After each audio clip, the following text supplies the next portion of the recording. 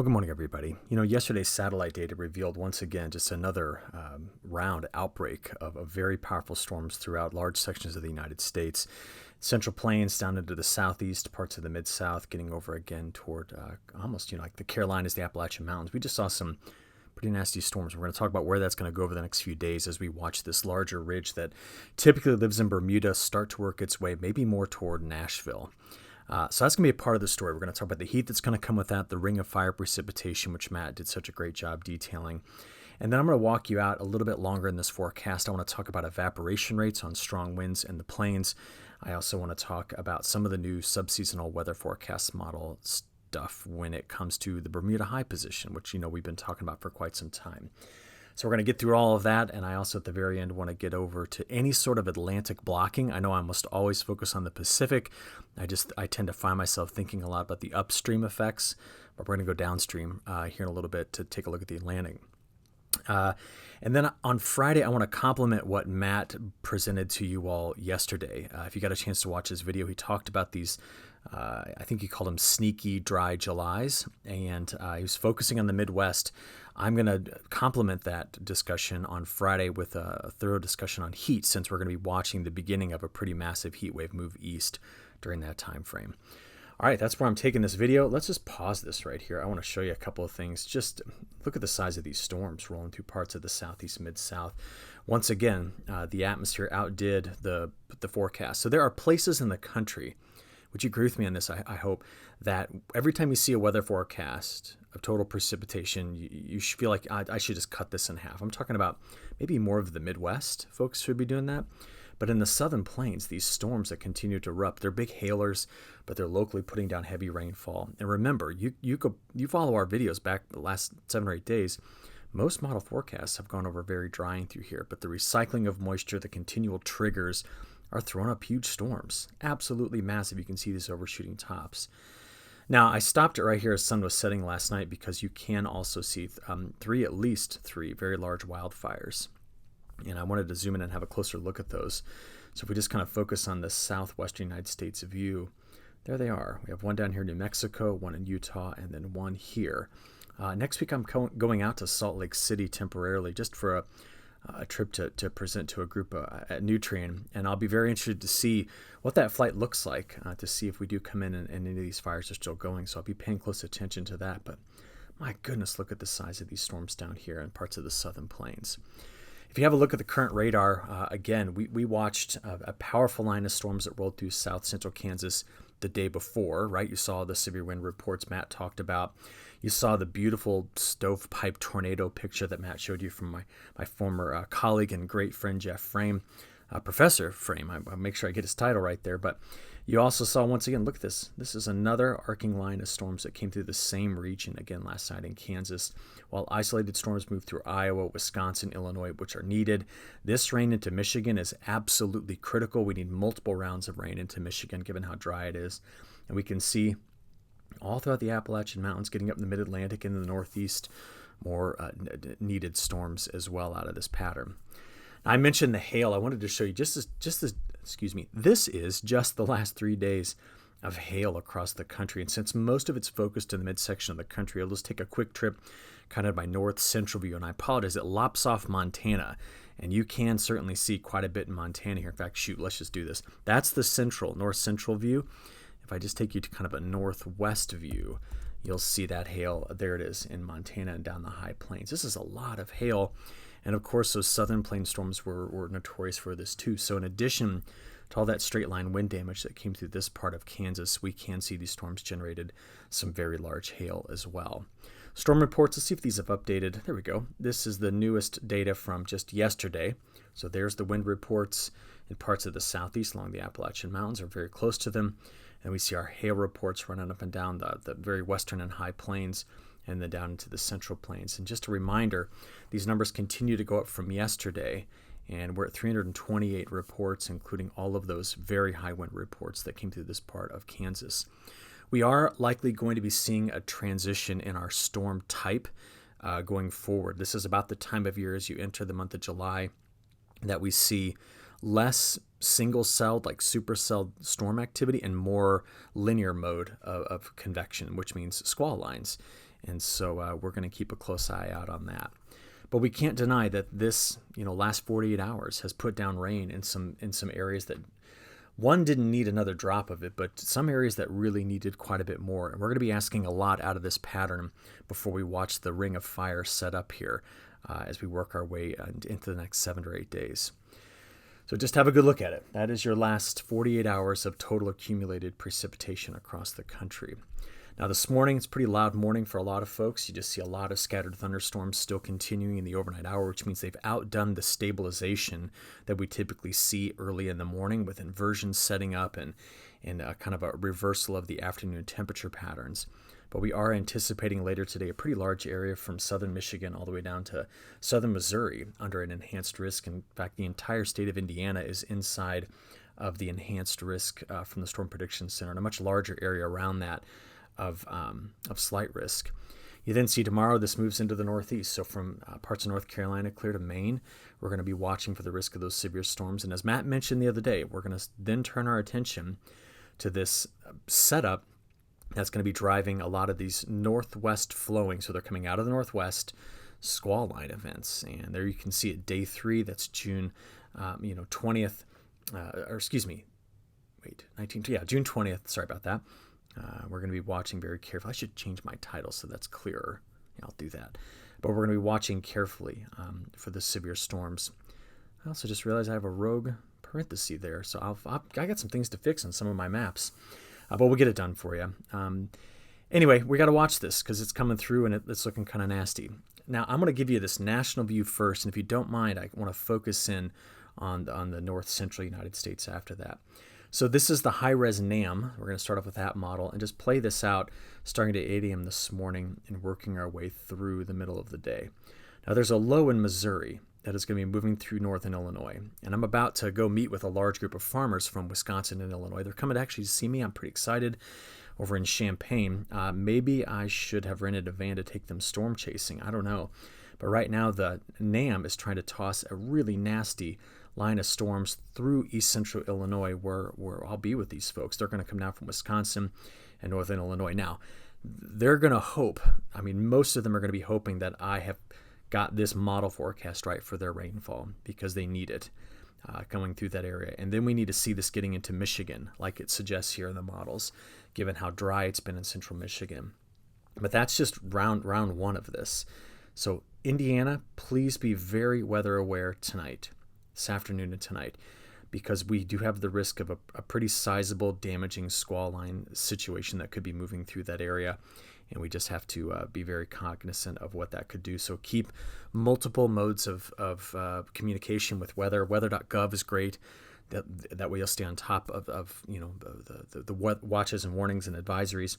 Have a good app. I'm not paid to say this, but my favorite is RadarScope. It is a paid app, but that's my favorite. I'm trying to build my own stuff, but boy, there's others that have come before me that have made much better systems. Okay, so let's see where this goes. This is now Wednesday night, getting into Thursday. See the transition toward the northeast. We're going to watch out for some strong storms in through here on the afternoon, and then watch. There it is. See this? Look at it coming over the ridge right there. And we're going to see these storms just roll through Montana, into the Dakotas, into Minnesota, Wisconsin, possibly parts of northern Iowa. Now, I want to zoom in a little closer to the Midwest and give you another model perspective because I did focus a lot on how these storms are going to come through.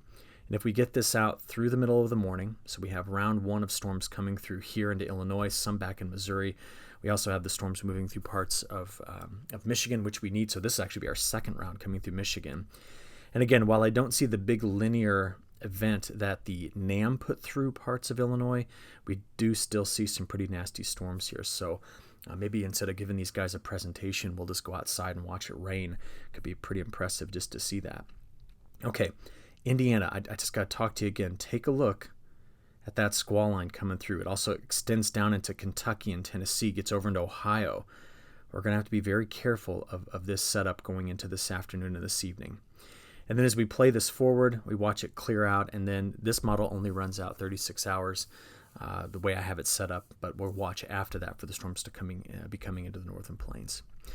Okay, why this is critical. All right, why did I focus on that area? I want you just to see that there remains this region in through here where going down 16 inches, we've got a soil moisture issue, right? And it's not just here, it comes back up towards Sioux Falls. It's pockets elsewhere. It's very dry in the northwest. The Canadian prairie needs the forecast I'm about to share with you. But I mentioned earlier, there are folks that really need this rain in places that don't. And I was honing in on this area simply because the rainfall coming through here would be so critical to the success of the crop in that region. Now, with that being said, I want to show you what this pattern's up to, and I hope you find this bit interesting. I see very long waves in the 15-day analysis. So this is all of the next 2 weeks plus a day, looking at the average position of the jet. And what I see is something like this. And what I'm concerned about now, I think more than I've been in months, is what's going on here in the North Atlantic into Europe and into Russia. And the reason is the map distorts, okay, because of the projection, how amplified this is. And same thing for this ridge coming over the east and the Pacific High here. And I'm worried that we could get into a bit more of a long wave blocking feature. All right. Now, this is just another thought, and it just shows you. I mean, I will be entirely transparent with this. There have been times in my career where I feel as though I'm ahead of the pattern. I'm like, all right, I'm on it. I see it. You go to bed at night borderline thinking that you know what you're doing, and this is not one of those times. And what I mean by that is I have focused so much on that Pacific High and the Bermuda High, and I should have given some attention to this. I feel behind the pattern a little bit. So this morning I went out and looked at a time height diagram, okay? Or excuse me, a time, well, it's really time longitude, but it's showing you heights. What heights? This is the 500 millibar height anomalies. And I want you to see something. Now, when you look at this, can we find these streaks of blue? So here, and here, and there. And in between, we have ridges. So let's just put these on here. There's a big one right there. A big ridge is settling in. And another one over here. Now, I have to take my drawings off so I can show you the bottom. I want you to focus on that right there. If I slide down, where is that? That is right here in the North Atlantic. And that ridge, okay, going out toward this point in July, is sitting somewhere here. That's the big ridge that's coming over the east that's going to drive all this heat. This is the setup of the troughs that are coming through the northwest and going to the Canadian prairie. And that is the Pacific High. It's right down there. See this? See how it's lining up? Now, what I'm trying to use the model to understand is two things. Now, look at this. Before this line is history. After this line is forecast. And you do notice one thing. Things tend to have a bit more of a slant to them. In other words, there's a progression eastward over time. And we know that sometimes the models don't have the ability to continue to carry that wave phase speed properly going into the future. It tends to stall things out. But if it does have this right and we get into this time period, see that right there? Or this, or this. These are longer duration. I mean, this goes out to July the 9th. Longer duration, long waves. There's another one here and another one there. If it's got this right, this pattern we're about to go into could get stagnant, where I'll try to draw it on the map down at the bottom. We would see ridge here, trough there, ridge here, trough there, large ridge here, trough there. See that? And that's what mostly you saw in this map.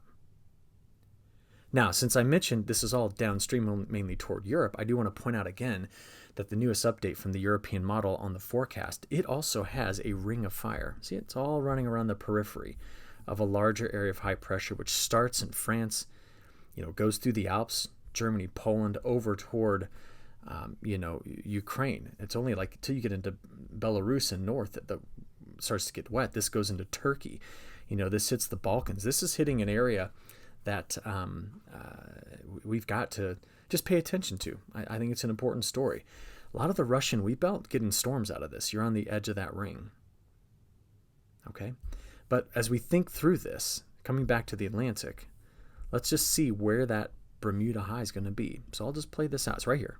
Okay? We'll talk about Eric in a few minutes. Yes, I have a tropical system named after me. They spell it wrong in my opinion, but anyway. Watch right here. We play this forward. By the time we get into this weekend, our Bermuda high becomes a Nashville high. That's where the mid-level or low-level high pressure is going to be. So all around the edge of this, we're going to watch for strong winds and we're going to watch for storms. Inside of it, it's going to get hot and you're only going to have isolated storm events. Yes, you will still get isolated storms inside that ridge.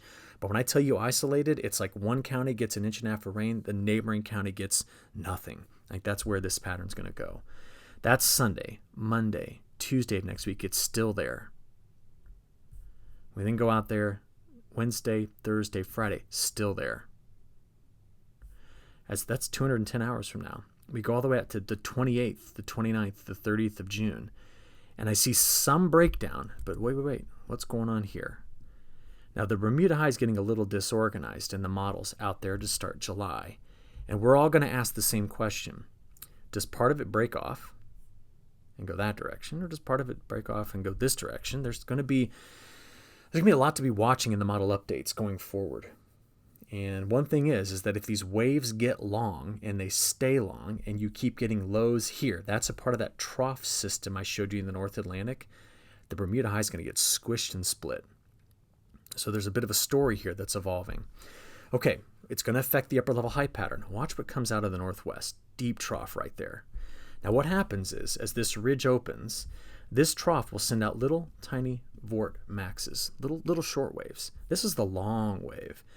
And what will happen is we'll get ridge riding storms. You already saw them coming out of Montana into North Dakota by the end of this week. And then that low goes straight into southern Canada, bringing some very, very desperately needed rain there, while a very large high sits over this part of that's a huge section of the Ohio Valley and surrounding states, eastern Great Lakes. I mean, it's big. That's a big high. Very, very hot conditions coming east, cooling off west. But that is a pattern that's got some staying power. Here we are, June 24th. Let's go later. Look what shows up. See this? That long wave? Ridge, trough, ridge, trough. And that's what we're wondering if this stays in some sort of stuck configuration. See, the wave phase speed of Rossby waves, it can be such that the waves appear to stay stationary while the Earth rotates. And I'm worried that it might do that. Okay, it's the time of year that it can do that. But we need to get down to the details of this. Let's look at 3 models. Here's the next 5 days according to the ECMWF looking at precipitation anomalies. So you got this feature coming out from the wave that's here. So it comes right out into this. You have the storms moving through this area now into the northeast tomorrow. And then as we add in day 7, look at that. See that starting to come in through there? If you look exclusively at day 4 through 10, that is as ring of fire as you can get. So one trough ejects, sends up here, all around the edge, and we're going to talk about Mexico in a second. We have ring of fire. Inside of this, isolated storms still pop. They do. You'll still get them isolated over Florida on the sea breeze. You'll still get isolated storms, but it's not a whole lot of rainfall. It's isolated. What about the GFS? That's the next 7 days. So we kind of explained this. This is day 4 through 10. Now, the GFS may be a bit more generous on this isolated business. And I'm going to show you in a minute. The GFS is also taking a wave, curling it all the way around and parking it over the Carolinas, a low that could start in the northern plains, upper Midwest, go through Ontario, eastern Great Lakes, and end up here. I'll show you that again in a few seconds. And then what about the AI model? This is the next 7 days. That's day 4 through 10. And it is not as generous with the rainfall, but we don't expect it to be. It's not designed to handle that very well. Okay, so with all that being said, let me show you the other aspect of this. This is winds. Now, look at this wind pattern. I'm playing it fast because there's not a whole lot of change in it. Do you notice that? It stays very windy off the coast of California, very windy in the central plains of the United States, and not windy here. That's where the high is. Now, there's another feature to this.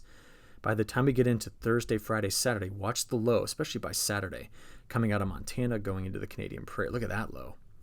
But to the south of it, very strong and persistent winds in the southern plains. And what I'm worried about is this. If we do not get those storms, the evaporation rates in the southern plains getting up to parts of Kansas, Colorado, and Nebraska, these evaporation rates over the next 7 days could top 2.5 inches. So when you look at a precipitation minus evaporation, the evaporation is going to win in this case. That is a map you need to just let your brain sit on for a second. I'll get it added to the website. Let's go from there and take a look at the models. Now, GFS left, European right. Now, what I can't possibly go through all the features, but I want you to see this. There's the first round of severe weather. We know this coming through Thursday into the northeast. Now watch after it. See the low coming into Montana? Friday, Saturday. Look at the rain coming into parts of southern Canada. And by the time that goes in, ring of fire is on. Can you see it as I play through next Tuesday, Wednesday, Thursday? Look at that ring of fire. I love this. This is amazing to see. Now, can I take you back? I want you to watch this. Now, over here, just keep your focus right there. Watch this as I go forward. This is this Saturday, Sunday, Monday. Where is it? It's now here, coming over Lake Ontario. Monday, Tuesday. Where is it? It's there.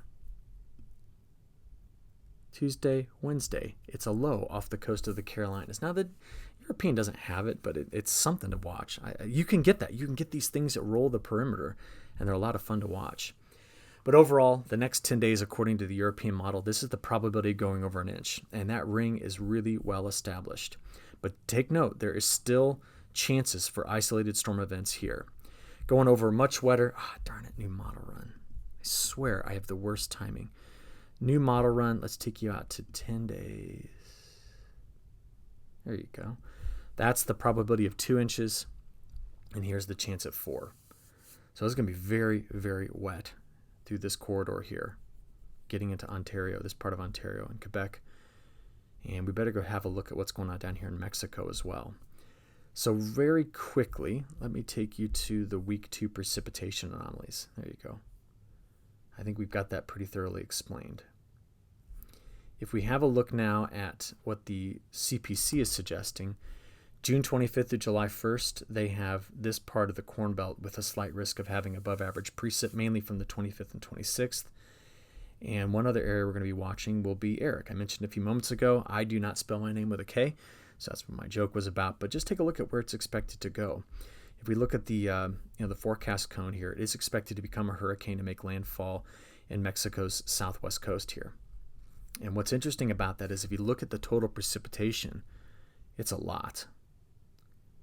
And then as the ring of fire sets up this weekend, watch, this is called Chihuahua, this is Sonora, huge, states, provinces. I'm not sure actually what they call them in Mexico, but anyways, you're about to watch here just a lot of rain roll into this area. See it? Gets into New Mexico, El Paso. Now these are millimeters, just to be aware, but that's a 10-day forecast of total precipitation. So south central Texas, dry. Along the periphery, very wet. Hurricane Eric coming right here into the Mexico coast. And I show you this because this has been an area right here. This is Chihuahua, the biggest state or province in Mexico. And it's had major dryness. And there's a lot of ag that actually happens right in this area. And so this is going to hit that particular drought region with some very heavy rainfall going forward. All right, speaking of going forward, let's talk temperatures now. This is just a 10-day outlook. So we can see cooler Canadian Prairie. This is an anomaly. Ignore that, please. But what you've got in through here is much above average temperatures sliding from the central plains to the east, while the west kind of gets a bit of a break. If you want to see today's high temperatures, this is all cloud cover, rain cooled. Watch the heat that's in the west today start to migrate east. There it is Thursday. By Friday, South Dakota, Nebraska, Kansas, Colorado, hundreds. Western Iowa in the hundreds. This is not the feels like temperature or the heat index. This is the actual measured temperature, or at least forecast. Then we get into Saturday. We're going to take these 90s clear up northern Wisconsin, possibly pretty far up here into Minnesota and into Michigan. And then watch the cool down in the west. Holy smokes. That is Sunday. Excessive heat here. Getting into Monday, the 23rd and 24th, and that's when we're watching this area pretty carefully for the risk of very, very hot conditions. You can see it again if I just take you through the next 5 days. There we go. Watch the west drop in temperatures day 5 through 10. Same thing for the Canadian Prairie. All that heat stays. Missouri, Mississippi Basin, at least the end of the Missouri Basin, and Mississippi, Ohio east. And then if you take it on out, there you go. That's out to 15-day. So this is why I want to talk as we get into July. And I'm going to do this on Friday on the risk of more longer duration heat. I circled that area. We'll focus on that, but we're going to look across the rest of the country as well. Speaking of that heat, I just wanted to point out the Climate Prediction Center also updated their forecast. Now, this was their update yesterday from 3 o'clock for the 625, 626, that time frame for excessive hazardous heat in this area. All right, where do we want to wrap this up? I am concerned, as I showed you earlier, about this. Now, this is a forecast for July 2nd to July 8th. And I had been showing you these forecast maps with arrows keeping the Gulf open. The new CFS V2 for the beginning of July has no longer got that. They've got a low here that's supposed to be making its way into the North Atlantic, that downstream blocking feature. The Pacific high is way over here. But what is important about this is that I don't see that strong moisture advection profile taking moisture back into this area. Got to watch that. Is it there by week 4? That would be the 9th through the 15th? No. So what we will then start to watch, okay, is the recycling of moisture that's in the soil in this area and individual squall lines to see if they can come through. But we are not seeing indications in the models of just ample moisture getting advected and shoved into the central United States. Keep that in the back of your mind. The European model still has this look. It has not changed at all. Every new model run keeps looking like this for July. And, I mean, you can see it as clear as I can. Okay, what does it point out? Okay, very active Indian monsoon setting up, very dry. Along the Yangtze River, maybe. Wetter conditions here. Maybe wetter North China Plain, Manchurian Plain. Take a look around the Black Sea, Europe, very dry. It's got the plains to the, to the Prairie, very, very dry. It's wet east. Active southwest monsoon. That model will not let this thought go. It's just got it there. And I'm only going to show you this. I often don't give this model a ton of credit. I don't know if I should, but this is the new forecast from the CFS V2. In the last, month, they went wet, and now they've gone back over dry. See this? July, August, September. And I either hope for Matt tomorrow or for me on Friday we get the new CPC update. I like to get their opinion on things. But that's something I want to keep an eye on. By the way, by the time we get into winter, guess what the CFS V2 is trying to do by November, December, January? See wet north, dry southwest? That's a pretty classic La Nina signal. So that's going to be interesting to watch. There's never a dull day in this field. There's always something to be keeping an eye on. But I've taken too much of your time, so I'm going to stop there, and I'll talk to you all again on Friday. Have a good one. Thanks.